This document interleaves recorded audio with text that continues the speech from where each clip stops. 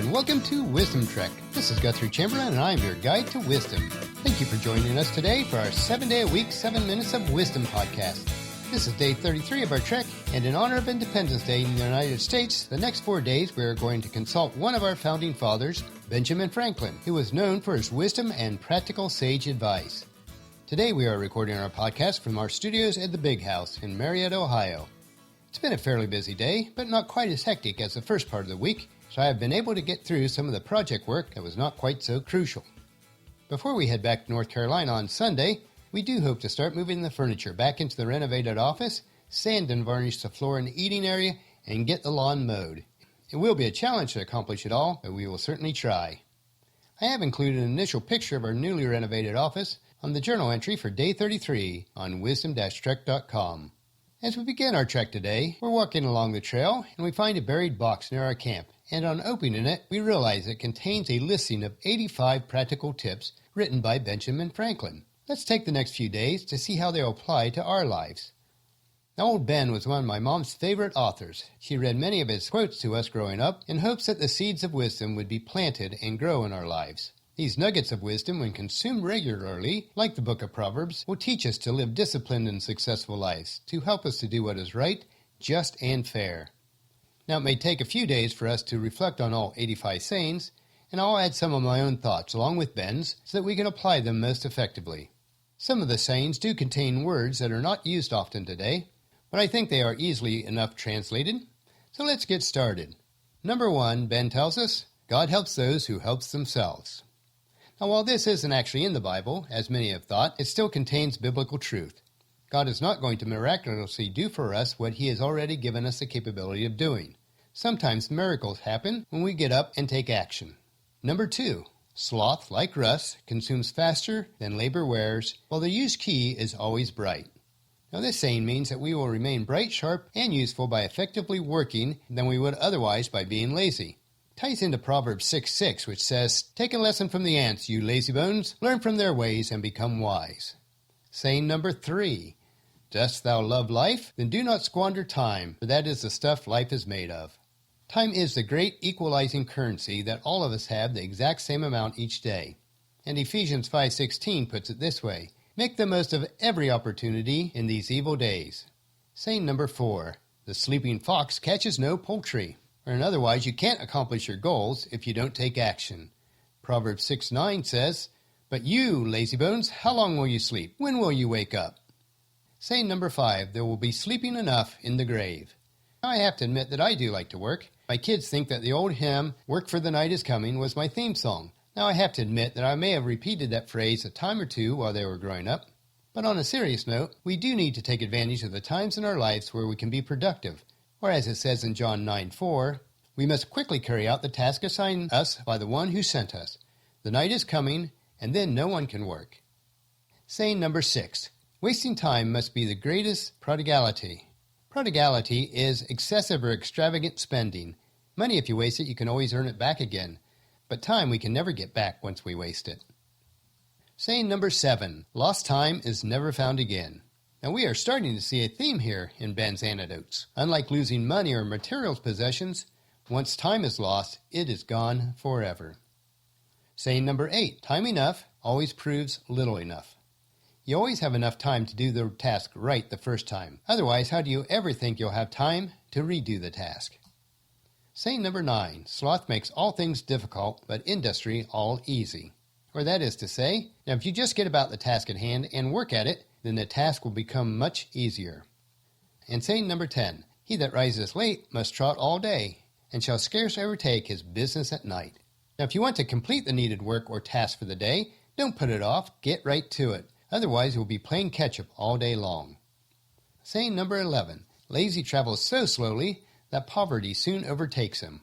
Now, the best way to become financially secure is to avoid the trap of being lazy and ineffective. Or as Proverbs 10:4 says, lazy people are soon poor, hard workers get rich. Saying number 12, drive thy business, let not that drive thee.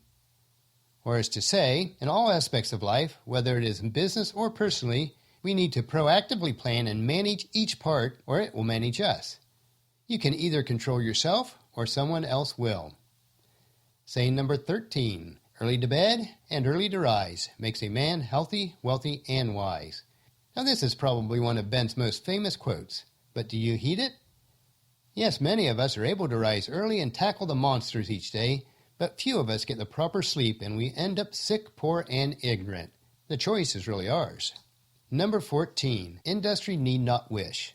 Or that is to say, if we do the work needed, we will have what we wish for. Many times our desires will change based on what we learn from working. Now, when we wished for something as a child, my grandma Burkhart used to call that a mugwump.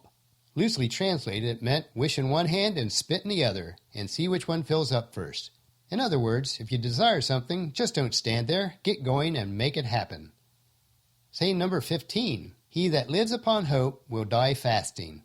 Now, in reality, we all need to have hope in life, for it gives us reason to continue on. But we just can't sit there waiting for hope to happen. We need to get out and turn our hopes into reality. As Proverbs 13:11 says, hope deferred makes the heart sick, but a dream fulfilled is the tree of life. So stop just hoping, take action, and fulfill your dreams. Saying number 16, there are no gains without pains. This quote is commonly used in sports today, but it applies to anything that is worthwhile obtaining. If we desire to have something, then we need to do what is necessary to obtain it. Saying number 17, he that hath trade hath an estate.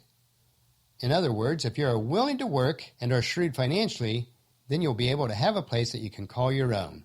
The size of your estate is not important at all, but the fact that you're able to have one. Saying number 18, he that hath a calling hath an office of profit and honor. Now, your calling is your occupation or any worthwhile endeavor that you are making a positive impact on your world. At that point, your life is profitable and honorable. Saying number 19, at the working man's house, hunger looks in, but dares not enter. Now, if we are industrious and wise with our finances, there will be few, if any, instances where we will go hungry. Yes, we may struggle at times, as our family did when I was growing up on the farm, but Mom and Dad made sure that we never missed a meal. Now, at times, I must admit, it was a bit sparse, but we never missed one. Saying number 20, for industry pays debts, while despair increaseth them. So regardless of the economy, our personal situation, or any external forces beyond our control, if we are willing to work hard and have been wise financially, we can persevere even in the roughest of times. But when we lose hope, our debts will drown us. Saying number 21, diligence is the mother of good luck. That is to say, it is amazing that the harder we work, the luckier we become. There is a direct correlation between the two. And saying number 22, which will be our final one for this day's trek, plow deep while sluggards sleep, and you shall have corn to sell and to keep. Which means that those who are willing to work when others are not will have enough to take care of themselves with leftovers. Proverbs 13:4 says, lazy people want much, but get little, but those who work hard will prosper. Well, that'll finish our podcast for today. If you've missed any of our previous podcasts, please check out Wisdom Trek on iTunes, Stitcher, or at wisdom-trek.com. And tomorrow we'll continue on the path to true wealth as told to us by Benjamin Franklin, one of our founding fathers of the United States. We will continue on through the next 3 to 4 days, covering his 85 sayings. So please check into camp tomorrow for another day of Wisdom Trek, creating a legacy. And if you enjoy our daily dose of wisdom, I encourage you to help us out in the following 4 ways. Number 1, leave us feedback about the podcast at wisdom-trek.com so we'll know how we're doing or if you have any questions. Number 2, please subscribe on iTunes or Stitcher so the podcast will be downloaded automatically to you each day. Number 3, please leave us a rating at iTunes or Stitcher. And number 4, which is most important, to spread the word to everyone you know to join us on our Wisdom Trek. And I thank you so much for your support of Wisdom Trek. I really do appreciate it. The journal entries for these podcasts can be found at wisdom-trek.com, where we also have extra pictures, sayings, wisdom nuggets, and free resources. As we take this trek together, let us always remember to live abundantly or fully, love unconditionally, listen intentionally, learn continuously, lend to others generously, lead with integrity, and leave a living legacy each day. This is Guthrie Chamberlain, reminding you to keep moving forward, enjoy the journey, and to create a great day. See you tomorrow.